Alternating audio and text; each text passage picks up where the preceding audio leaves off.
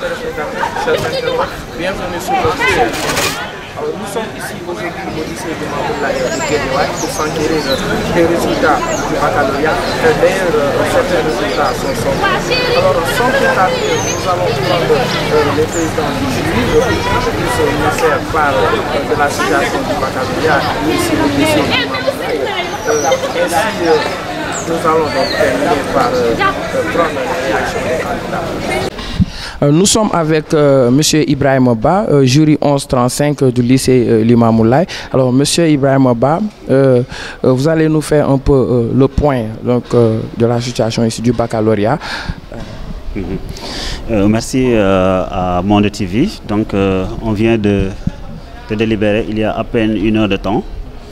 Donc, nous avions dans ce jury-là des jurys, un jury mixte, c'est-à-dire une série littéraire. Une série, disons, 2 séries littéraires autant pour moi et une série de sciences. La série L'1, la série L2 et la série S2. Ils étaient au nombre de 400. Mais au début de la session, on a noté 14 qui étaient absents. Donc 14 n'ont pas fait l'examen. Et les résultats qu'on a eus sont les suivants. Pour la série L'1, nous avons 26 admis d'office avec une mention à bien. Pour 71 qui vont faire le second tour. Pour la série L2, nous avons 27 qui passent d'office avec une mention à bien. Pour 42 candidats qui sont appelés à faire les épreuves du second tour. Nous avons la série S2 avec 28 qui passent d'office avec une mention bien et 4 mentions assez bien. Pour 36 candidats qui vont vers le second tour. Voilà les statistiques que nous avons présentement. Alors, monsieur, comment se sont déroulés le bac? Vous n'avez pas eu de problème? Vous n'avez eu aucun souci?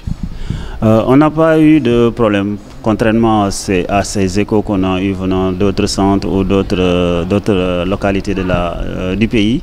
Nous, quand même, tout s'est déroulé de façon tranquille, quand même. Vraiment, on n'a pas eu de soucis au centre Seydina Limamou Laye. Le seul problème, c'est que vous l'avez constaté vous-même, que c'est un lycée qui est en chantier.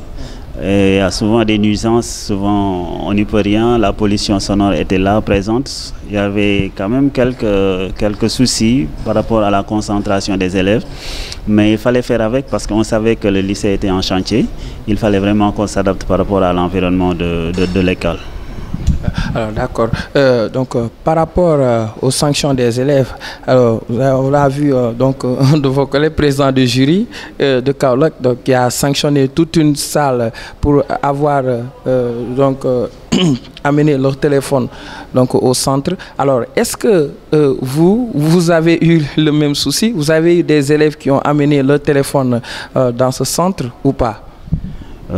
Bon, pour revenir sur cet incident de Kaolack, moi je ne dis pas que c'est un incident, c'est un fait d'examen, c'est des choses qui arrivent. Mais le problème c'est que le président n'a fait qu'appliquer les textes. Nous tous qui sommes formés pour être président de jury, nous savons que les portables sont formellement interdits au centre. Et même étant, la consigne elle est claire, même les élèves ont l'information. Alors si les élèves ont le courage d'amener les téléphones, quelle que soit la raison par ailleurs, au centre, ils sont fautifs. Et s'ils sont sanctionnés, je crois qu'il ne faut pas s'alarmer. Il n'a fait qu'appliquer les textes. Maintenant, si vous voulez, enfin, si les gens veulent que les textes soient édictés, des lois soient promulguées pour qu'enfin on ne les respecte pas, je ne sais pas vers quel Sénégal on va. Parce qu'il faut également que les gens comprennent que les textes sont faits pour être respectés.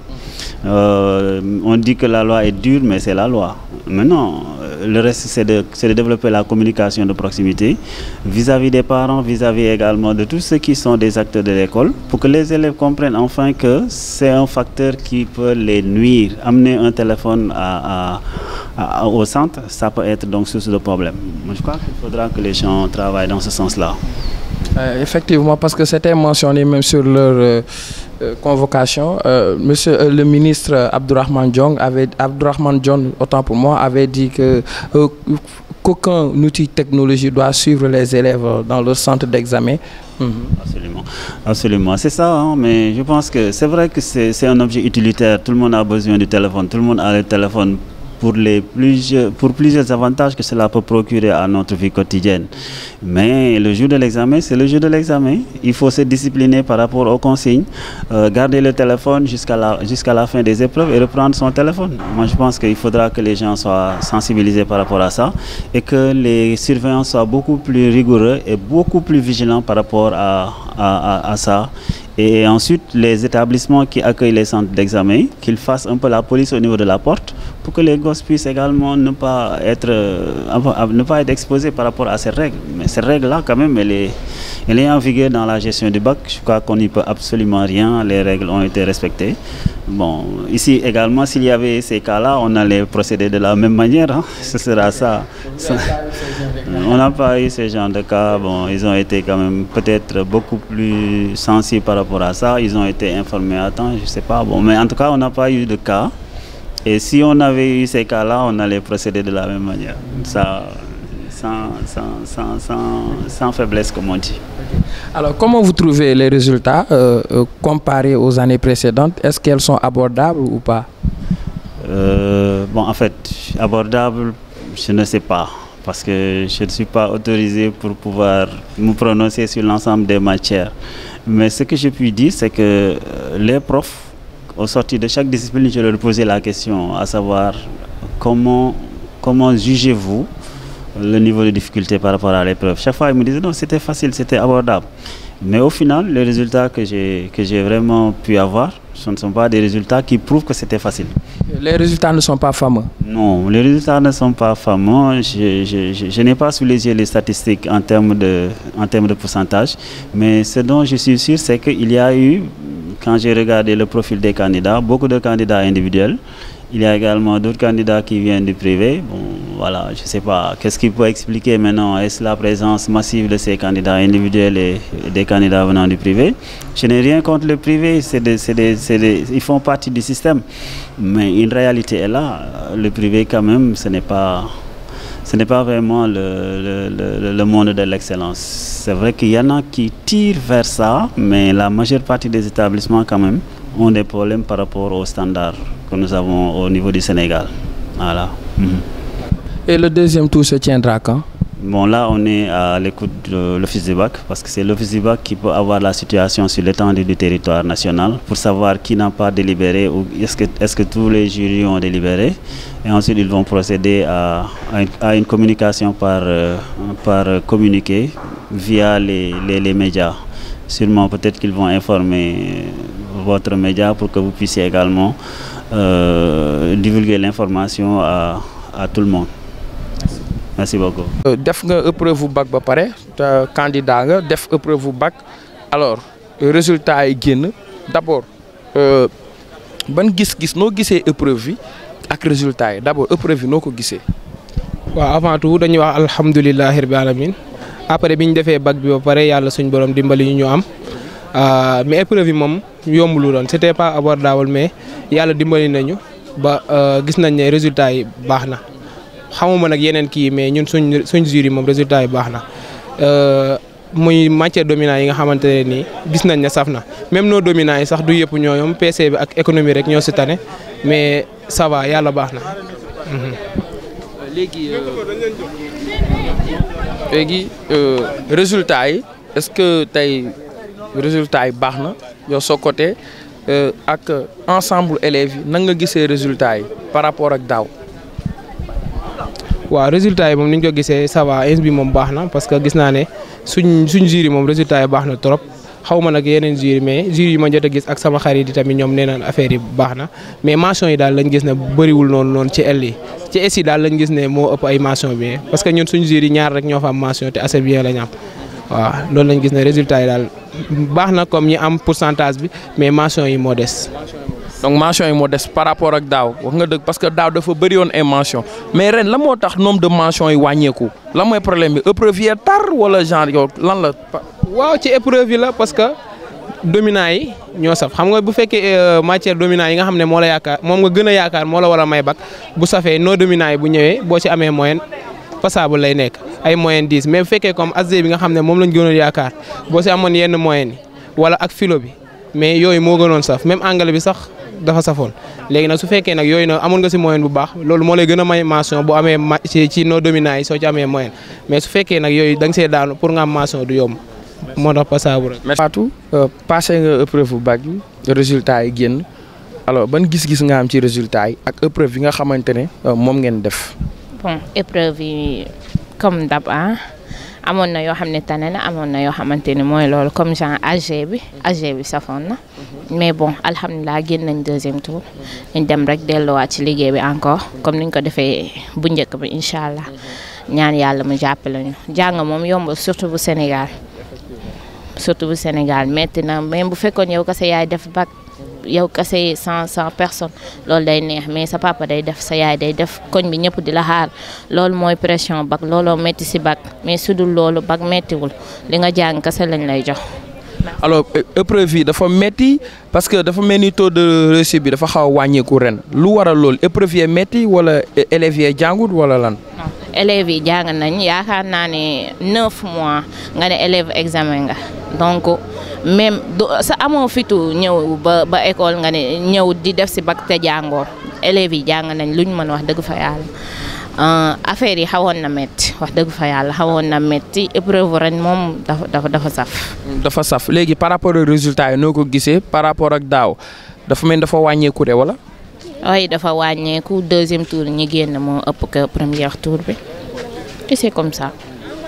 alors pour kaawu téléphone yi gis nañ président jury bu nekk Kaolack bu sanctionné toute une salle ndaxte booy dañoo indi seen téléphone ci biir centre d'examen mu gis ko daal di leen sanctionné ñoom ñëpp alors yow en tant que élève yow ban nan nga gisee loolu ak ban message ngay alerter ngay lancer sa moroomi élèves yooyu ñu dàq ñu suspendre ci examen ren bi.